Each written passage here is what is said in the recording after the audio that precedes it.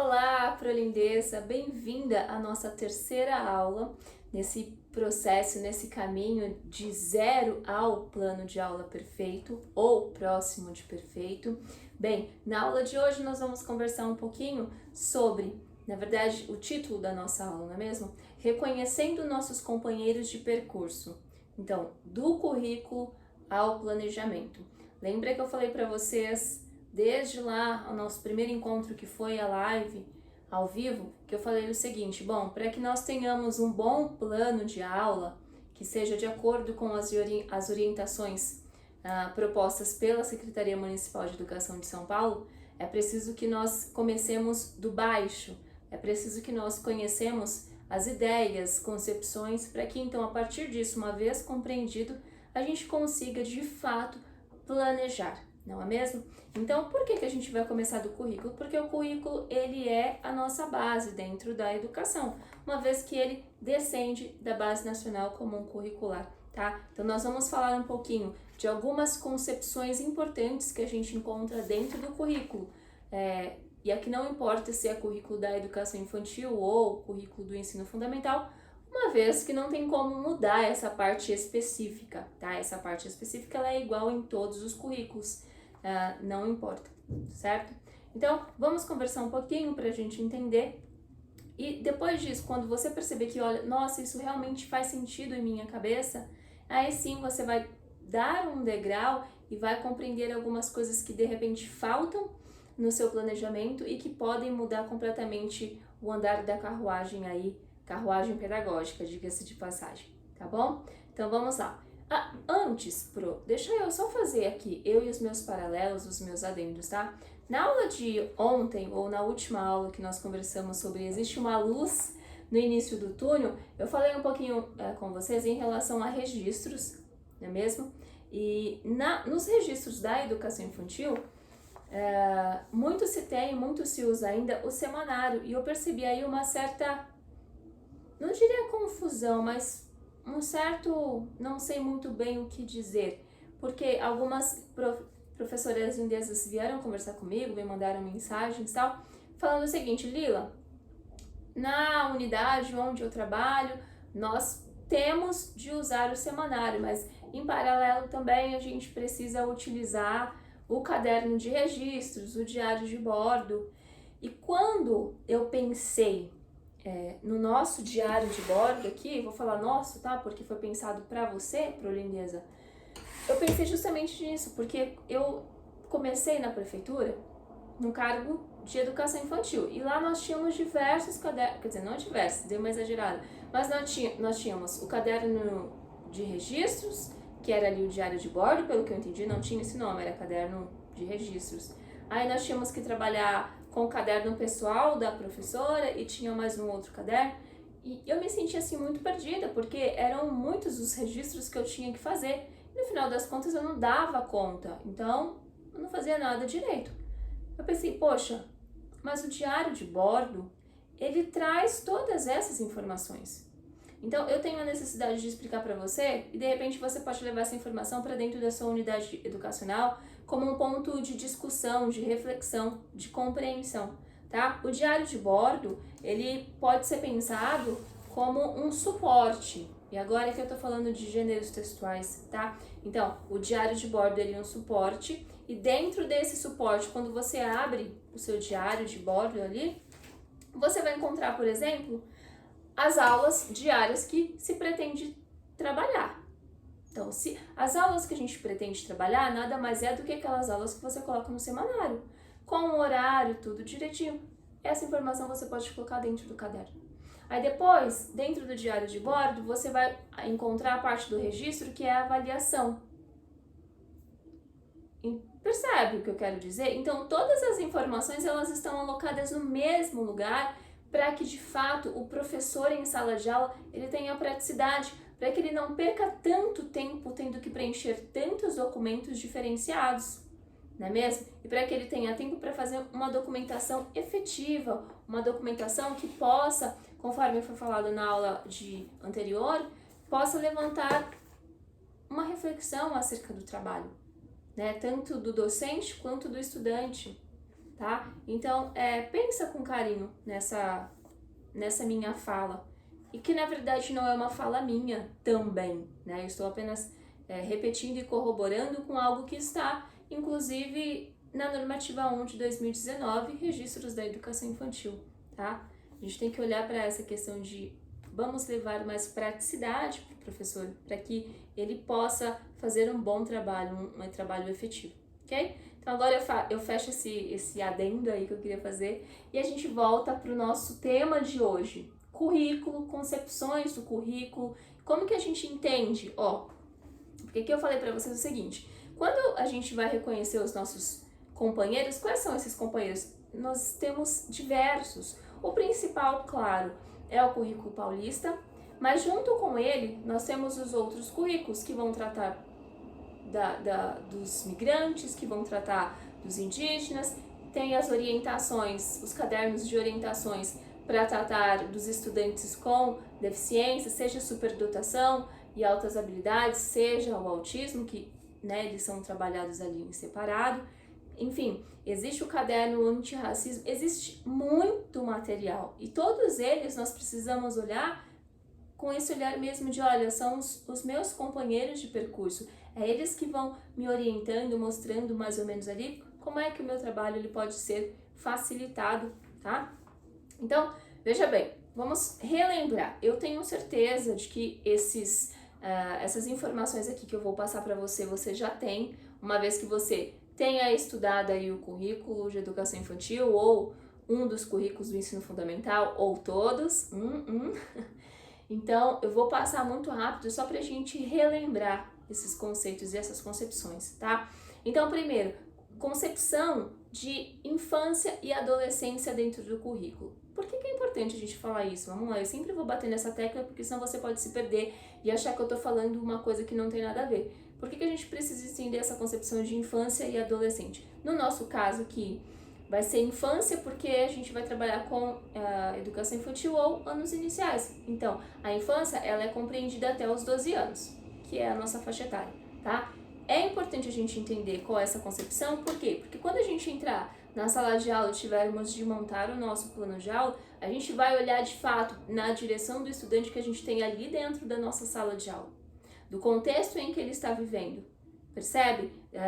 Claro que a gente não vai saber a vida por inteiro de uma criança, mas a gente consegue ter um geral do que se passa, tá? Então, o currículo fala o seguinte, os seres humanos, as crianças, os adolescentes, no geral, eles reúnem aí características comuns.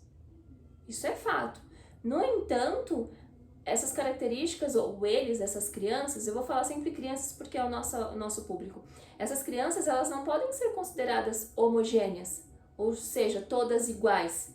Eu vou querer trabalhar exatamente da mesma maneira, não é mesmo? Então, a gente precisa entender que há influências, tanto históricas quanto culturais, influências de tempo, influência do lugar, do espaço onde elas estão inseridas, influência de classe, de gênero, de etnia, de orientação política, de orientação religiosa. Então, assim, são muitas as influências, A gente olha incontáveis, quer dizer, são contáveis, mas são muitas e aí vai diferenciar. Eu posso, por exemplo, pensar dentro da minha própria sala de aula, vamos lá, bem no específico, dentro da minha sala de aula, eu tenho ali todas as crianças que são cristãs, por exemplo, ou eu tenho todas as crianças que são protestantes, eu tenho todas as crianças que são católicas? A gente sabe que não. É impossível essa homogeneidade dentro de uma sala de aula. Então a gente parte dessa concepção de que a criança ela é diferente. A criança ela carrega consigo uma cultura, a sua própria cultura, A cultura que ela vai desenvolvendo, adquirindo no meio em que ela está inserida, tá? Então é necessário a gente ter esse olhar para as singularidades. Então no currículo, inclusive, a gente tem uma palavra muito interessante. Se você gosta dessas palavras-chave, você já pode inclusive anotar aí, que é multidimensionalidade. Então, diversas dimensões, diversas singularidades, multiespecificidades, multidimensionalidade, tá? E aí a gente precisa levar em conta essas especificidades de cada fase do desenvolvimento das nossas crianças nos diferentes contextos. É essa a orientação do currículo, tá? Então, a gente precisa olhar para a diversidade. E quando a gente fala em diversidade, dentro do currículo, o que a gente já tem também como companheiro que dá uma norteada no nosso trabalho? As leis que tratam justamente sobre relações étnico-raciais, relações de gênero, tá? Então, a gente pode relembrar aqui da Lei 10.639 de 2003, que depois ela foi modificada pela Lei 11.648 de 2008. Aliás, 11.645 de 2008, tá? E o que mais que a gente tem também para entender essa questão de diversidade? O currículo povos migrantes, o currículo povos indígenas. Então, é muito documento, muito companheiro para a gente ter de conhecimento. E aqui uma coisa que eu preciso deixar claro é o seguinte: para que a gente consiga ter um bom plano de aula, né, um plano de aula de acordo com a visão educacional da Secretaria Municipal de Educação de São Paulo, a gente precisa minimamente conhecer esses documentos, porque se nós não conhecermos, vai ficar um pouco difícil mesmo, não é mesmo? E isso se chama formação continuada. É uma formação que não tem de partir simplesmente apenas ou da Secretaria Municipal de Educação ou da coordenação pedagógica, mas tem de partir de nós, professores. Claro que eu sei de toda a dificuldade, da falta de tempo, mas ainda assim é necessário, a gente precisa sempre encontrar um tempo para que nós possamos estudar. E isso, inclusive, olhando egocentricamente, é um bem para nós, porque isso vai afastar a possibilidade de nós nos sentirmos frustrados ou perdidos ou com medo por não entender, não saber como que funciona alguma coisa ali, né? De repente você, por exemplo, está participando da jornada pedagógica e aí é falado alguma coisa lá e você, tipo, fica assim, cri, cri, cri, cri, não sabe o que está falando. Agora, quando você participa de um momento desse e você consegue olhar para a pessoa e falar, é verdade, você pode ou concordar com ela ou discordar porque você conhece o tema, mesmo que minimamente, isso é muito diferente. Isso eleva a nossa autoestima. Isso nos faz nos sentirmos assim, uma pessoa tipo, nossa, eu realmente tô progredindo na vida, tô progredindo pedagogicamente, tá? Depois a gente entende também que o currículo ele fala assim, olha, os currículos eles são plurais. O que significa plurais? Que ele é o cerne ali da proposta pedagógica, então ele dá o embasamento, a gente sabe por onde seguir, mas não significa que eles, né, porque eu falo currículos, eu estou pensando em todos os currículos, seja educação infantil e todos os que tem no ensino fundamental. Então, eles não são lineares, não é aquela coisa que você tem que seguir, muito menos permanente. Esse é o currículo, tá posto e acabou.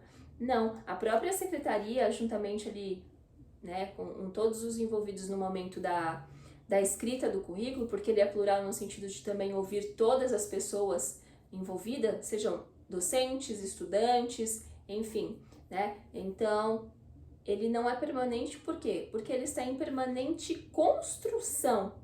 Então, pode ser que o ano que vem, 2023, nós tenhamos uma nova versão do currículo, com alterações, com orientações de determinadas, por exemplo, cada vez a gente está tendo um aumento muito maior de estudantes migrantes dentro das unidades educacionais.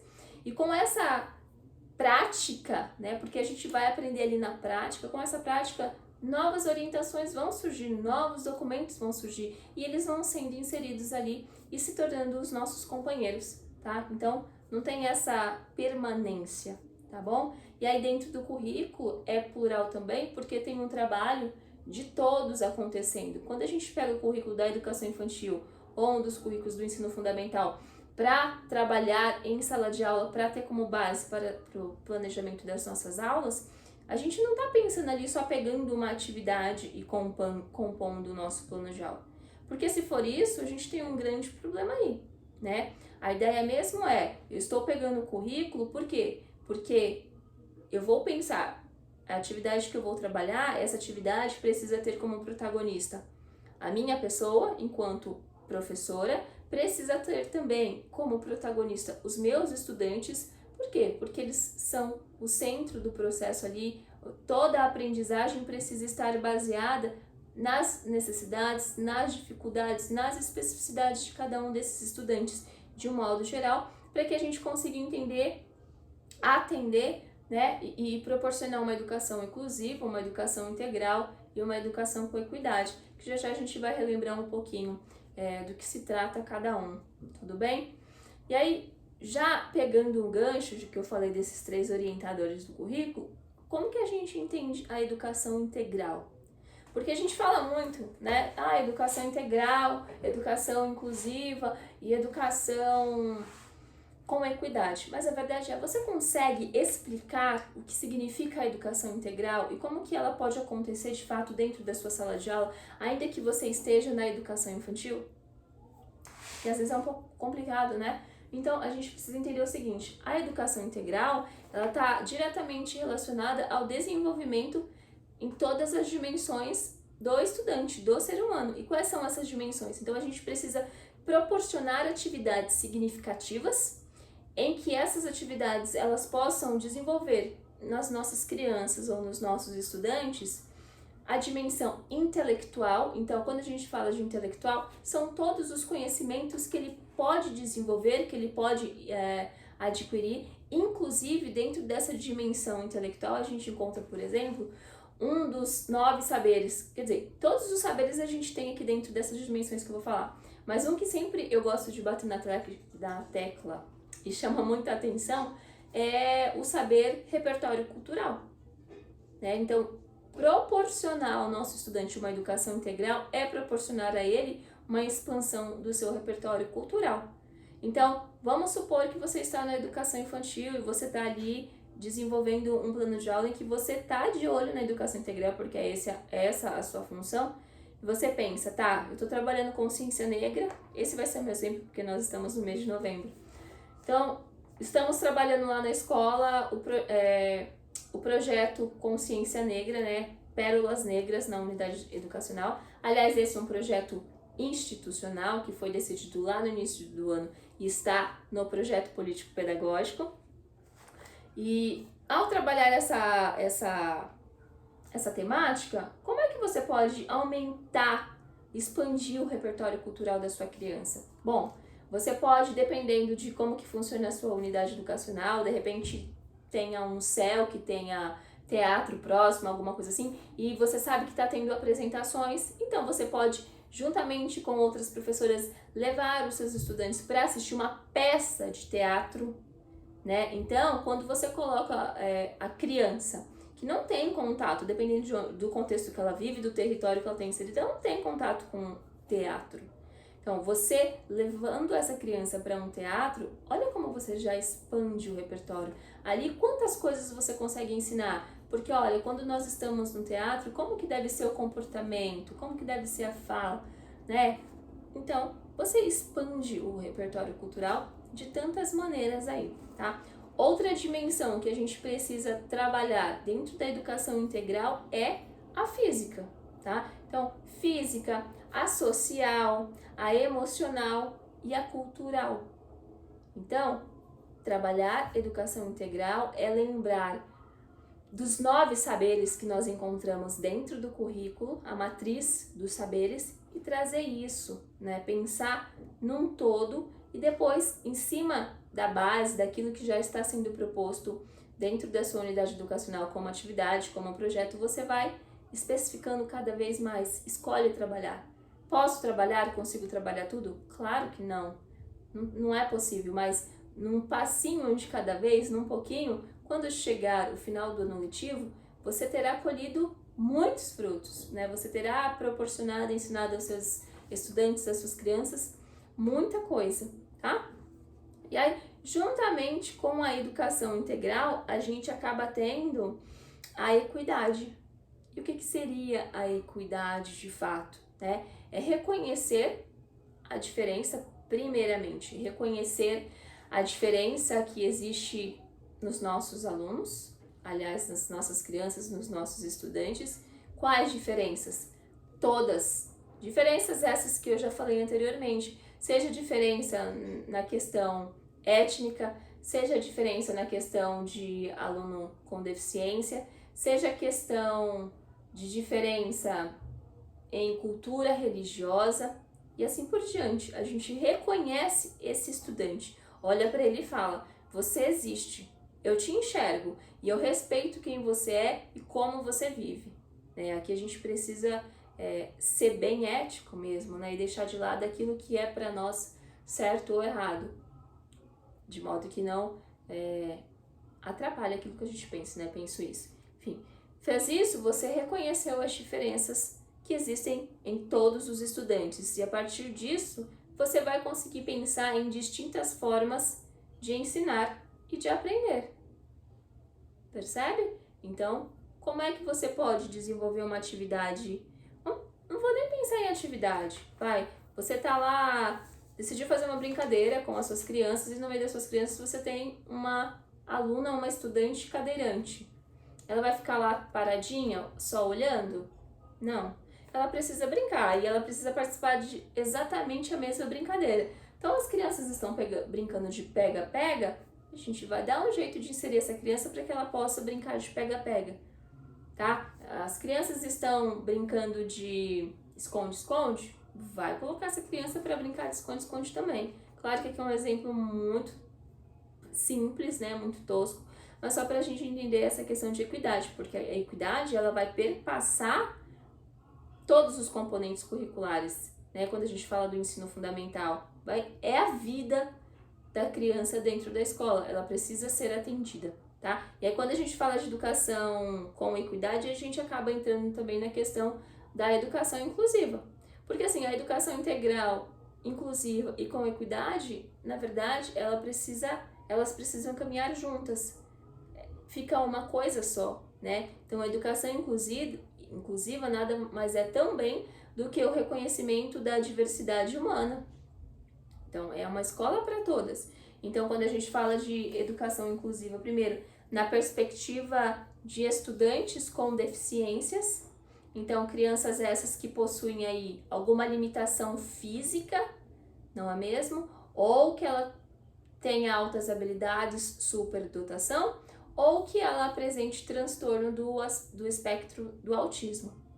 Para ser incluso na educação especial, são esses três, Isso, 3 ou 4. Bom, enfim, já citei aqui, você já tem conhecimento, a gente só está retomando, tá? Essa é a primeira perspectiva na educação inclusiva.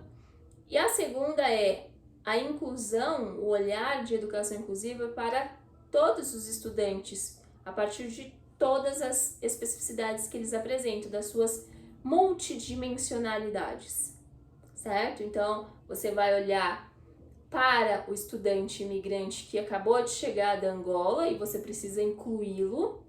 Você vai olhar para a criança cega que os pais decidiram que ele vai ser mantido na educação regular, mesmo que para socialização, então você precisa incluir essa criança.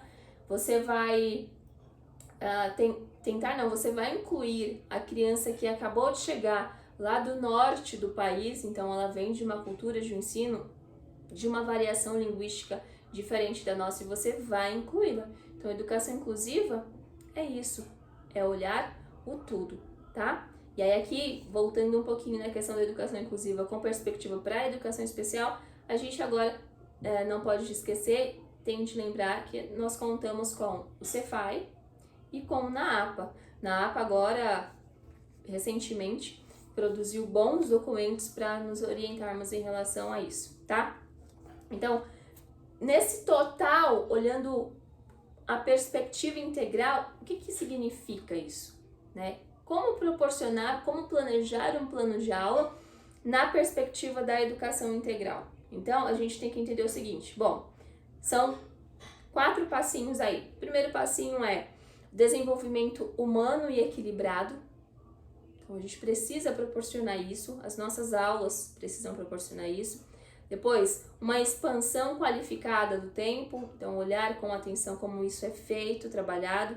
A articulação dos componentes, então aqui os componentes a gente pode pensar nos componentes curriculares, as disciplinas, né? Então elas não andam separadas, cada um para um canto, elas andam sempre juntas, é isso, né? Existe uma articulação. E quando a gente fala de articulação, a gente está pensando também na articulação entre todos os documentos que a gente tem disponível. Então, por exemplo, o currículo povos migrantes, indígenas, os cadernos de orientações, eles precisam se articular, uma vez que a gente já entendeu que dentro da nossa sala de aula a gente tem todos esses estudantes, né? Então precisa tudo estar articulado. Quanto melhor e antes nós fizermos isso, muito mais fácil, mais prático será o nosso desenvolvimento. E por último, para que exista essa educação integral, agora partindo do todo, né, da unidade educacional, é necessário uma articulação entre escola e comunidade, né? Mas como assim? Então, a gente sempre escuta falar, olha, tem a educação formal e tem a educação não formal, qual que é a nossa? Enquanto escola, nós somos a educação formal, é aquela que vai proporcionar ao estudante os conhecimentos formais que ele precisa para conseguir conviver socialmente, né? Para que ele seja capaz de saber lidar e participar de práticas sociais. E já a educação não formal é aquela em que a comunidade, a família, ela proporciona aos seus filhos, aos membros ali do seu bairro, do seu território e mais. O que essa família, essa comunidade consegue trazer de conhecimento para dentro da escola para compartilhar num todo? Então, essas duas educações, elas acabam tendo de andar aqui, ó. Não significa que a educação formal ela é melhor e ela vai se sobressair, não é isso. Elas precisam estar articuladas, né? Caminhando aqui juntos. E para isso, há que se ter uma abertura e uma participação ativa da comunidade na escola, certo? E aí que no caso a gente consegue até retomar um pouquinho da aula que nós conversamos a aula passada, sobre a questão da documentação pedagógica, né? Nós falamos em específico do diário de bordo, porque é o documento que a gente está aqui tratando agora, o plano de aula, mas uma maneira da gente ter de contato, de conversar com a comunidade é por meio da documentação pedagógica que ocorre dentro da escola. Então, não necessariamente você precisa conversar ali no tete-a-tete, mas você pode fazer exposições de atividades, de fotografias, percebe? E é legal porque aqui a gente retoma o que eu falei no início da aula, o seguinte, em relação a semanário, diário de bordo, portfólio, não sei o quê, porque são muitos os registros que às vezes nós temos de fazer. Então, se logo no início do ano letivo, no coletivo, né, ficar decidido em uma gestão democrática participativa, ficar decidido quais serão os documentos pedagógicos a serem utilizados, fica mais fácil. Então, a nível de exemplo aqui apenas, para o professor em específico será trabalhado o diário de bordo, uma vez que dentro do diário de bordo você tem o quê? O plano de aula, e o plano de aula ele é feito pelas atividades diárias, mais o desenvolvimento, mais as avaliações. Acabou. Tá, mas a gente gosta também de produzir o portfólio, porque o portfólio você tem ali as fotos, as explicações e não sei o que.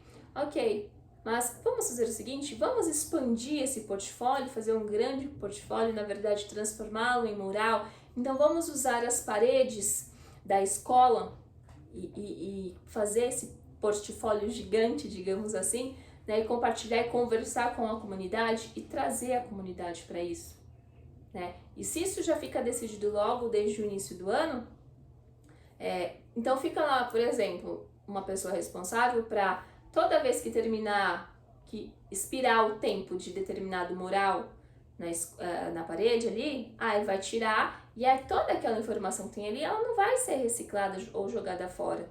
Ela vai ser organizada de modo que vai sendo montado um grande documento pedagógico para que no final do ano você tenha um grande portfólio. E não será um portfólio, por exemplo, de uma sala do minigrupo A, do minigrupo B. Não, será um portfólio da unidade educacional.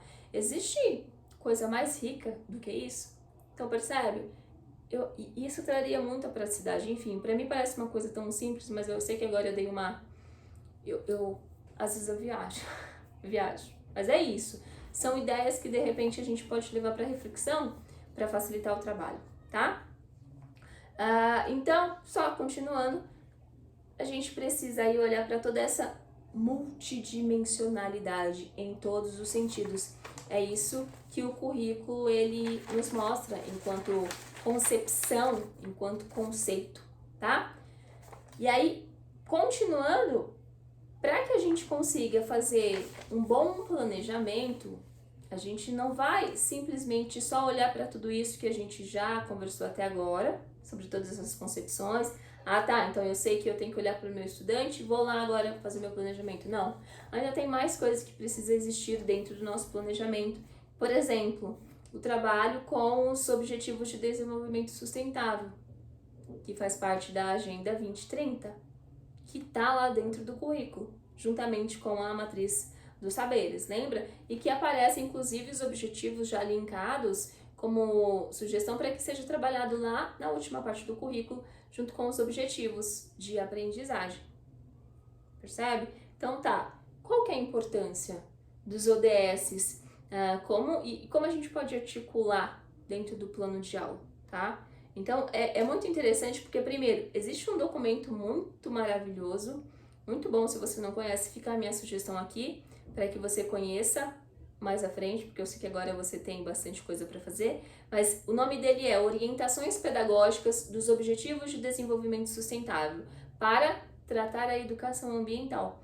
Porque os Objetivos de Desenvolvimento Sustentável nada mais é do que toda essa preocupação com a educação ambiental. E aí que a gente pode pensar o seguinte, tá, mas eu estou na educação infantil, a criança nem sabe o que é educação ambiental. Claro, a gente não vai trabalhar com nomes de fato, com as nomenclaturas, mas pensa aqui comigo agora, olha essa situação. Você está inserida em uma unidade educacional em que a maioria dos seus estudantes não tem, deixe-me ver, elas moram em um lugar que é alto e tem deslizamentos. Isso é uma questão de educação ambiental. Ou essas crianças não têm acesso a saneamento básico, percebe? Ou no lugar em que elas convivem não tem o carro do lixeiro passando, o recolhimento do lixo. Ou mais, eles não sabem qual é a importância de fazer a separação dos lixos, do que a reciclagem pode trazer de benefícios para nós, de modo geral. Então, percebe? São muitos fatos que acontecem diretamente com as nossas crianças, que não necessariamente elas têm que compreender, mas que elas estão vivenciando aquilo e que a gente pode tentar trazer conhecimento para elas. Porque esse conhecimento, a gente sabe muito bem, a criança ela leva de volta para casa, tá? Então, quando se fala em trabalhar ODSs dentro da educação, a gente precisa olhar, assim, para processos educativos de forma, e aqui são palavras importantes, né, que a gente encontra nos documentos. Então, processos educativos que precisam ser ativos, coletivos, colaborativos, contínuos, precisa ser interdisciplinar, democrático, participativo e dialógico. Essas palavrinhas aqui, elas são de extrema importância. Diria, inclusive, que, no geral, elas podem ser também palavras chaves, assim, né? No sentido de trazer o estudante para compreensão e para que ele seja capaz de pegar esse conhecimento todo que ele está adquirindo e levar para a prática social em que ele está inserido, tá? E aí, tudo isso, né, tem um objetivo. Quando a gente fala de educação ambiental dentro da escola, qual que é o objetivo? Nada mais é do que as relações entre as pessoas, os grupos sociais e o meio ambiente. Né? Então, o que é cultural, socialmente construído e contextualizado? Então, é essa preocupação mesmo de que nós entendamos a importância da educação ambiental e que nós possamos ensinar isso às nossas crianças, porque é obrigação do Estado dar essa educação. E o Estado, no nosso caso o município, quem que vai ensinar? Os professores. E quem são os professores? Somos nós. Então, por isso que eu, mais uma vez, vou frisar, é importante que a gente entenda o porquê dessas informações terem de estar no nosso plano de aula, né? Porque a partir disso, as nossas crianças elas vão começar a se desenvolver dentro do contexto em que elas estão inseridas, tá? Então, é muito importante. E aí, todo esse processo é uma construção coletiva, né? Conforme a gente vai trabalhando, a gente tem ali um processo, uma construção coletiva, no geral, e aí a gente vai ter redução de riscos e de desastres, porque algumas ideias a gente consegue trabalhar. Então, por exemplo, algo que eu acho muito necessário e que eu não vejo que é de fato trabalhado nas escolas, pelo menos as que eu passei, que é a questão da reciclagem. Você até chega na escola, tem lá os lixinhos, cada um de uma cor. Mas se você ficar 10 minutos na hora do intervalo, por exemplo, ficar reparando, você vai perceber que se um aluno jogou ali no lugar certo, é muito. Às vezes nem nós mesmos, professores ou adultos, sabemos qual é a diferença do lixo reciclável. Ah, por que o vermelho, por que o preto, por que não sei o que. Percebe? E isso pode fazer grande diferença. Então você imagina que crianças, estudantes que convivem em ambientes que já não tem essa coleta de lixo, mas ela tem lá os latões, né? E de repente, sei lá, se ela for ensinada de fato como agir nessa relação, você vai conseguir mudar o contexto em que ela vive? Não de uma hora para outra, mas você vai plantando sementinhas, ela vai compreendendo a importância daquilo e ela vai fazendo isso na vida dela e mais, ela vai acabar distribuindo essa sementinha para os demais. Então, assim, é no pouco que a gente faz muito, certo? No mais, a gente tem que se preocupar também o seguinte, né? Qual que é o nosso papel de educador? A gente precisa levar isso para os nossos estudantes. A gente precisa ter uma escola sustentável. Então, num pouco, cada professor dentro da sua sala de aula vai trabalhar. O legal é que, assim, lembra que eu falei para você que no início do ano letivo precisa ter lá aquela conversa para se pensar os projetos institucionais, aqueles que devem acontecer ao longo do ano. Então, esse deveria ser um projeto institucional que trabalhe de fato com os objetivos de desenvolvimento sustentável, claro, a partir da realidade que a escola tem ali inserido, a partir das pessoas que moram ali. Você consegue compreender o que eu quero falar? Então ficaria muito mais fácil, mais prático, mais leve o planejamento se a gente conseguir entender como isso funciona e colocar isso na prática, tá? E aí depois, metodologias participativas, então trazer o estudante para participar, e não só o estudante, é trazer também de fora quem é que possa ajudar, quem é que possa desenvolver trabalhos. Muito interessante, um exemplo que eu vou dar. Na unidade educacional que eu trabalho agora, trabalho em um CEL, nós tivemos esse ano um projeto, uma ONG, que se chama Formigas de Embaúba. Muito interessante porque eles vieram conversar, assim, foram alguns encontros em que conversavam com as crianças, falavam sobre a importância da plantação de árvores, né, das hortas, enfim. E aí no final as crianças plantaram várias tipos de árvores e já estão todas grandes, crescendo. Então, olha a conscientização que trouxe, né? Quando a criança ela entende qual que é a importância da vegetação, da plantação, das árvores para a nossa vida e o quanto ela tem que cuidar e mais, se for possível que ela polarize isso, porque será bom para a vida dela, percebe? Então, são metodologias de participação, tá? Essa educação ambiental ela precisa ser transversal, então ela precisa estar presente em todas as etapas e modalidades de ensino, não é mesmo? Então ela precisa estar na educação infantil, ela precisa estar no ensino fundamental e todos os estudantes precisam participar, tá? E precisa aí ter essa preocupação, esse olhar mesmo, tá? E aí, quando a gente já vai finalizando, a gente já tá chegando no final, mas só pra gente entender, aí você pode me perguntar o seguinte, mas Lila, ó, fiquei um pouco perdida, você deu toda essa explicação, mas como que de fato eu vou pensar o meu plano de aula agora? Aqui é para você ter um entendimento de que essas concepções, esses conceitos não estão lá no currículo simplesmente porque você precisa lê-los e é só mais uma informação. Não, são informações importantes para você entender como é que de fato a sua ação enquanto professora precisa acontecer, tá? Então, a gente tem aqui, vamos partir dos 3 orientadores. Então, vamos dar uma diminuída aqui, uma sintetizada no nosso assunto. Os 3 orientadores do currículo são quais? Educação integral, educação inclusiva e educação com equidade, não é mesmo? A partir disso, a gente precisa pensar, tá, eu já entendi o que é uma educação integral, eu já sei que é uma educação inclusiva e eu já sei certamente o que é uma educação com equidade. Então, como agora eu vou pensar como eu vou elaborar o meu plano de aula? Então, você já tem o conceito da coisa, você vai olhar para os teus alunos, você vai olhar para os projetos que já foram colocados no projeto político-pedagógico, se for o caso, mas é claro que aqui dá a impressão de que eu estou falando para você ficar preso no projeto político-pedagógico. Não, não é isso, nem deve ser. Porque se for assim, onde que está o olhar da sua criança? Onde está a escolha da sua criança, não é mesmo?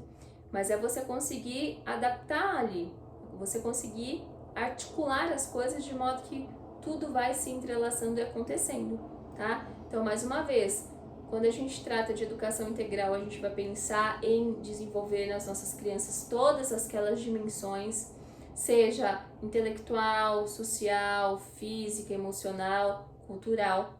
A gente vai pensar na educação inclusiva e ao pensar na educação inclusiva, a gente vai pensar a partir das leis 10.639 de 2003, da lei 11.645 de 2008, da lei 16.478 que fala sobre os migrantes, e aí vai pensar nos povos indígenas também para se trabalhar, e aí a gente tem aquela pergunta, mas por que eu vou trabalhar os povos indígenas? É só no dia 19 de abril?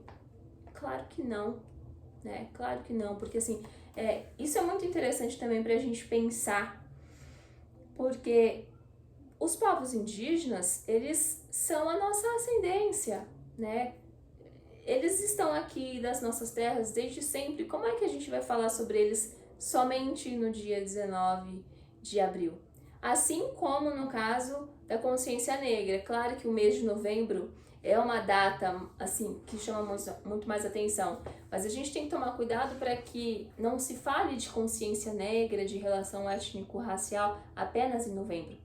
Então, que essa educação inclusiva, ela aconteça de janeiro a janeiro. Que existe um olhar. Então, como é que você vai trabalhar tudo que você tem que trabalhar, mas envolvendo também essa multiculturalidade que existe? Né? Então, a palavra é multi agora, né? Multifacetas, multiculturalidade. Então, a gente tem que ter essa sensibilidade para que a gente possa conseguir equilibrar as coisas, tá? E aí a gente vai trazendo de tudo um pouco e possibilitando que os nossos estudantes, eles se desenvolvam, certo? Então é isso, Pro. Nessa nossa segunda aula aí, que tinha como tema o quê? Reconhecendo os nossos companheiros de percurso, do currículo ao planejamento. Queria mesmo era deixar claro para você e falar um pouquinho com mais clareza e mostrar a relação que tem intrinsecamente com o planejamento de aulas. Porque uma vez que a gente entende isso, fica mais fácil, porque a gente não tem que fazer um esforço tamanho para tirar um plano de aula da nossa cabeça. Ou, não que é o seu caso, né? Mas ir lá na internet e pesquisar um plano de aula de uma colega que postou lá no Instagram e no Facebook e tal. Não. Claro que a gente pode sempre partir da ideia dos nossos colegas, mas não simplesmente fazer um Ctrl+C, Ctrl+V e querer desenvolver ali dentro da sua sala de aula sem levar em conta quem é o seu estudante, tá? Então, a gente vai chegando ao final. Eu espero muitíssimo mesmo ter contribuído, que tenha ficado claro para você a importância desses conceitos, dessas concepções e o como elas podem fazer a diferença no seu plano de aula. E mais, É importante, agora eu saio um pouco da sala de aula e a gente foca um pouco no concurso. Para você aí que tem a ideia ou teve a ideia de prestar o concurso, lá na fase de aula prática, a gente vai ter de apresentar o que? Ou teve de apresentar o que? Uma aula prática que fosse ao encontro das ideias, dos conceitos e concepções postos no currículo esse que orienta o trabalho no município da cidade de São Paulo, ok? Pro, espero muito ter contribuído. Quaisquer dúvidas, você pode falar comigo lá no Instagram, @meu diário de bordo. Peço também que vá lá me contar o que está sendo, como está sendo essas aulas para você. Na aula anterior eu recebi algumas mensagens muito satisfatórias, muito legais, e eu fico muito feliz de poder contribuir. E mais, eu quero que vocês contribuam comigo também, né? Porque a intenção aqui é expandir conhecimento, melhorar o conhecimento, porque no final das contas o objetivo maior é que as nossas crianças, que os nossos estudantes tenham condições reais e possibilidade de poderem ter uma melhoria de vida, tá bom? Bons estudos, Pro. Até a próxima aula. Um beijo. Tchau!